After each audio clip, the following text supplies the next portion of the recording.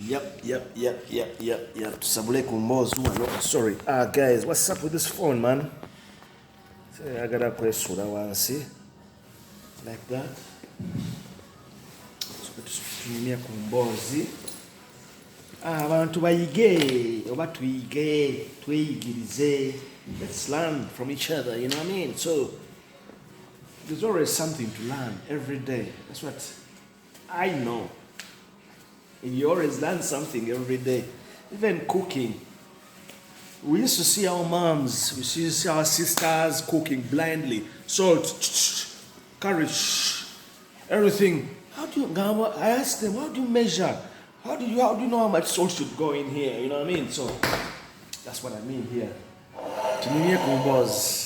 Mbozi, it's always Sunday mujimani. We always pretty much go back in the past. Go back way back in time. Akati chenjagala okwogera ko leero. When I joined Buganda Road Primary School in 1981, people did not know, even me I didn't realize, but what I remember, it didn't make sense to me. Nali ndi Chitante Primary School. I remember when nursery school, they used to be called, I think that's what the Lohana Academy is. It was called Kololo Nursery School. 1978, 79. I think they had even a kindergarten. Ngomchala akulira nursery school here. I think she was the proprietor or the owner of it. Mchala Sekalala. She was a very good friend of my mom, Mrs. Sekalala. And Nemalidiza. And Kololo Nursery School down the other side, Acacia Avenue, Museum, Chitante Primary School. Kati Chitante Primary School way, it was exclusively for the diplomatic community and of course the affluent, post-independence era. Of course, the people who had joined the government, the civil service, who people, they had this kind of, you call it the elite class. And then when the Asians left, it was more of the Africans joining or sending their children to that school, Chitante. Very exclusive. And I was there for my primary one. First term, second term, Nemvayo. And how my mom managed to get access into that school, I don't know. But however, I don't think she liked the school. Why did she have to move me from the school? And then, but what I remember very well, Mrs. Miro. Those who went to Buganda Road, you remember Mrs. Miro? Yali neighbor of Echevando. And they were very good friends with my mom. I think she must have talked her into that Buganda Road was the big thing. And Buganda Road was a very good school as well. Very good. Very highly sought after and very competitive. Having been, of course, Norman Godino School. And then this shift in, where everything was and how things were being done at the time. So kakati echocho neshogera nako nayenga, pretty much that's how things are. Katichengezeko bagamba ati while at Buganda Road, those who knew us, those who knew me, I had very many childhood friends. And Teri Mwana yasomeranga Buganda Road yali from nowhere. You had to be somebody. You had to be a somebody. There were schools. Nakasero Primary School, Buganda Road Primary School, Shimon Demonstration School. Battle Valley, yes. Battle Valley, yes. Battle Valley, yes. I'm not saying Battle Valley wasn't in the league, it was in the league. But Nagamba, the Ivy League of schools, sought after primary schools. Era omwana wa gundi ne wa gundi wasomeranga amasomero ago ng'omanya nti you're going to enter the traditional schools. The traditional schools being, of course, religious based. Catholic schools, Muslim schools, Chibuli, whatever, Smart, Namiliango, you know. That is what I remember. I can be corrected here and there. Kakati, my own direction was dictated mainly by my mom. She always made all the decisions for me. She made sure that she saw all the teachers. The sense of direction. I have to be the top student in the class. Sports day, no kuduka. Everything. I was always everywhere in primary, everywhere. And nechiba ingrained in me kyenzijjukira obulungi. Kyenzijjukira obulungi nsobola obagamba. Nze nakulanga nkiwulira. I come back to that all the time, you know. So nga bangamba nti lumu olisomerako ebweru, nti degree yo gisomera ebweru. That is, I think, was more like influencing me. And nzijjukira bulungi mu 82, 83 bantwalako e Makerere. Yalinayo emikwano gye.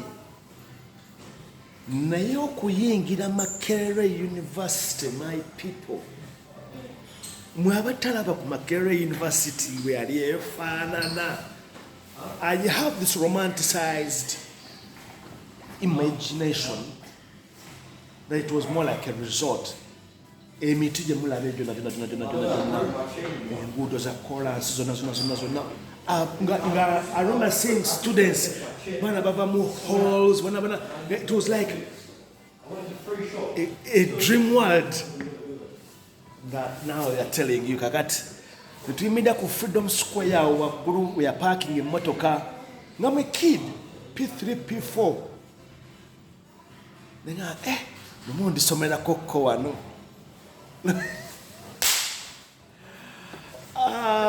Man, I tell you. But that was overruled later on when we were always at home. Because what I remember, then nti gwe bw'otosomera bulungi tojja kusomera London. Kati when I finished P7, already the job forms were filled in. Mujjukira job forms zetwajuzangamu ne pen, pencil, Standler, whatever pencils we used to use. Then they were telling us the computer reads them and then does the choices and all that. So my first choice was SMAC, St. Mary's College. I had to go. SMAC was the must-go school.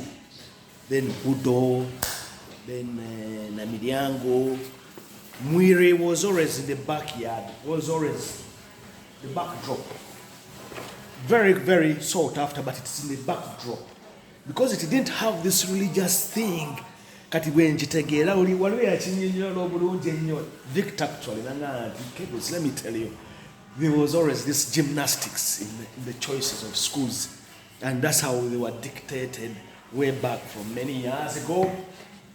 So, unbeknown to me, despite getting 4 points, nafuna 4, aggregate 4, smash, English 1, mathematics 1, geography, SST 1, and then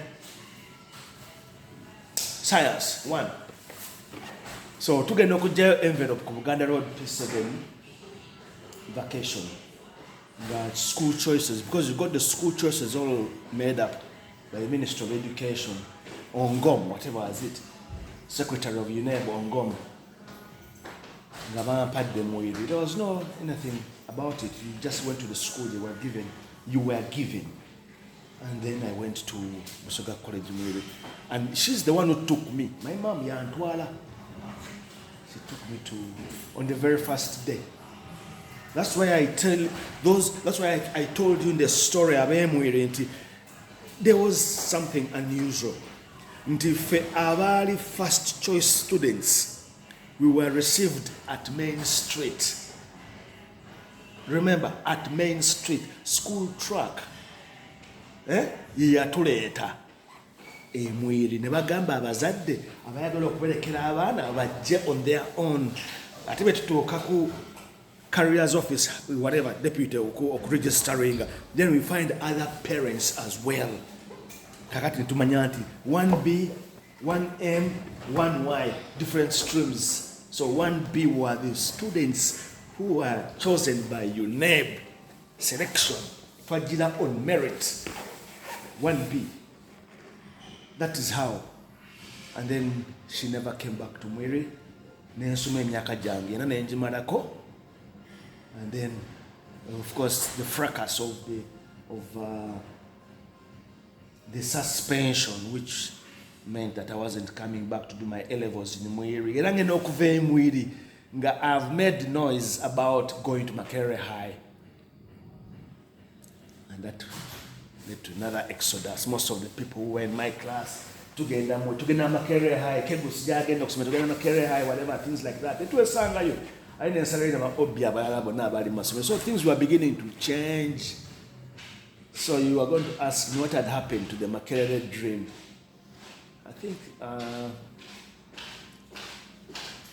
distance and time change with so many things. Coach Andava. And when things begin to change, you have got to accept reality. So the onus was on me now. The onus. My mom's dream was on me. At later on, 2001, ngendo kuje UK kusoma. Ngeza ko kuteleza chiri. You're correcting things. Tuchita correctionism. You guys, you messed up. You gotta fix this. And that's the next generation.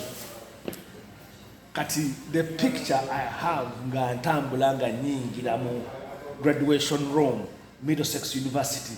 I was alone. Naye mu 2004 era naye nalinze ka tekindeeta mu buli mwambuuza nti gwaki wajja e London, wali mugagga wali okikubye. You know, twakwegombanga twalaba kimu kyokola, you made it very. But then I had this unfulfilled baggage. Okay, kakati today ku Buganda Road, briefly. Kakati nve Chittante Primary School. Era ba obi banga abamu abemwiri benasangayo ba like the John Mwanda yasomera Chittante. I know a couple of other people obis ababe Chittante. Nenze bali banzijeyo anasomayo tamu emu. Then they take me to Buganda Road. So, all the teachers in Buganda Road, from primary 1 to primary 7, knew my mom. Kakati, ekyo tukitegeeranga bwe bayita ba helicopter moms. She always made sure I was on top of the game. And that would explain many things later on.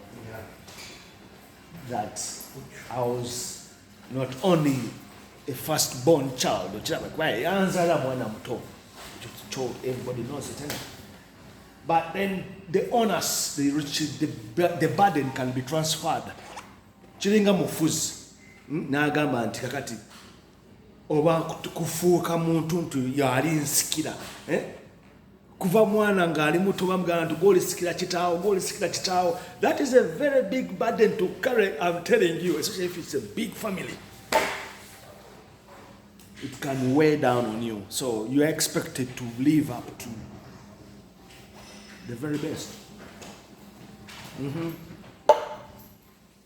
nze mutega kyeŋŋamba kati nsoma Buganda Road eyo P1 P2 Mr. Kahuma P4 Mrs. Sempewa Mrs. Agatha Halera Mr. Bitamale, Mr. Masiko, Mr. Tendikawa, Mrs. Mwanja. I got the names. Mrs. The name is going. Not Harriet Kisate. Mrs. She married Mr. Kasisiri. Yeah, Njagaza literature. She maybe like literature later on because in P5, I always was the one who read the Nile English course. Nile English course, akabulu. Nga musome so ya ina student teacher. We are joining the Uganda Road. The name has gone. Now, okay, Mrs. Kasisiri, because that's what the official name is now. She's married. But I remember the name. Nabalala. So, the testing ground was my primary years, 86 to 87. At 86, no, today I'm 85. 85 ku Buganda Road. Tusoma. We are students, we are kids, still 10, 11 years, growing up. One way we are to Kabinji, I think it was like a shock to like Kakatifika to Solo Yoga Tukuza to Libana, Litwalibana. Half of the class never came back. I'm never disappearing. The government gave wood deco. 85 there was a coup. So a lot of students didn't come back. That explains the reason why they had to mix us. One of the backward streams, we had been 1B, 2B, 3B, 4B, 4C, 4D. You know, P5, then they mixed us. That's 85, 86, 87. They were to mixing, I think, to make short of the numbers. But so when it came in 86, the new government came. Things were beginning to change, of course. And once, of course, everything has changed, it goes the direction of what things are going to be in place. You went again the UK. Did you expect to come back? Yes, I came back. Now I came on a shopping trip. Muchimanyecho. I came with billions of money, lots of money. Did a lot of shopping and however, then come out, then soma, mala, then come out. The last time I'm leaving, even to be in a collar, behind a red flag. Everybody was like, Olaba tunze dukalie. Ad shops, sold up everything. Internet cafe bureau, settings it up. Ninjitunda. Nenkola pate ya amanyi nnyo. Mwanjenwa. Fetwazi sokezo pate za basama. Yali ya amanyi nnyo. Abayimbi abo bonna baliko ba Bobby Wine ba Chameleone bonna ne bewonyo wano yani. So then open table, open bar, and all that. And it was a telltale sign. You like it together? You know that? Yeah, I'm going, but probably for a long time. Probably a long time. That is 2005. So, Sazeo Kumeo College. Nsetolinge wano tandika obulamu So you begin to come of age. I was in my mid-20s. If you follow the stories I'm writing about, of course, there are storylines. My name is this was his youthful years. Oh, this BETYNA, oh, this Shyla, oh, this. No, you can't do those things when you're 40. You can't do them when you're 30. You can't. You can't. Even if you get money or a windfall at a certain age, you can't even to your joke or a big babidala. You have to apartment to invest. Mu 20, twazimbiranga bakazi mayumba. You cannot do that at 45. No, you want to invest. You want to invest. You want to secure your future. So, kakati banatetwaddamu balaba, and that left a lot of questions. I don't know. You can't answer those questions. 86, 87, Mariza Primary. Kakati, the story of Buganda Road Primary School is more like a launching pad to what would be the next stage. Kakati today when ndaba omuzadde nga akutte omwana namutwala mu private school, abaana basoma nabo babaira ne catalyst y'amaanyi nnyo kubiddawo or what is going to come next in the future. So it's not about the parent is paying 5M for tuition, or is paying so much money to go to Kampala parents, but it is the people that you associate with. Chiringa mikwano olina kugamba naye musajja gwe kizibu nnyo okubeera mukwano go. How can somebody become your friend? What do you mean? I'm easily accessible.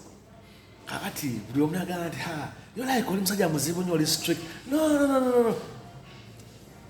Kati then that shocks people. Olina gyagamba nti how did you talk to him? But that is a matter of principle, because there are things you put in yourself. You evaluate yourself constantly. Nzija mu gym wano, ntandika okujja mu gym wano, management nenjagala the top. Ne babuuza, who is that guy? Nga posting ebifaananyi byange all the time, posting abantu babilayikinga. The top guy, the top man who owns this gym group, yajja wano. I want to see that man. Kubanga kyendeeta wano kyenyongera wano kiri priceless. Taswa kumpa sente. There's no value to it. You cannot give me money to come to the gym here. No, nothing. But he can create, or what he did, he said, or creating opportunities, enhancing it. Yesterday I didn't come. The class was cancelled. And the girls were here, they refused to attend. Baba Bingamba right now. Well, you were not here, so we didn't come in the class. Why didn't you come? I didn't come. But I have no obligation to come. So, but anyway, that's life. That's how things happen. And a boss evudde ku church kya Buganda Road.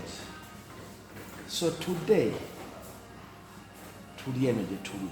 Nze mbadde case study ya Entebbe. I am talking about Entebbe every day. Peninsula Bay.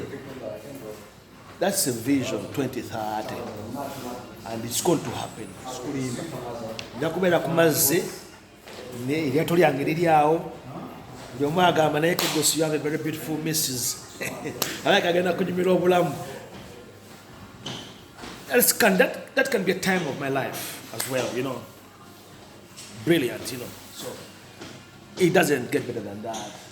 but it's always good to have these aspirations and big dreams. You know what I mean? So you dream big, then you work hard for that dream. So, in conclusion, people, sweet. Today we're BETYNA. We're going back to BETYNA and the billionaire and Shyla.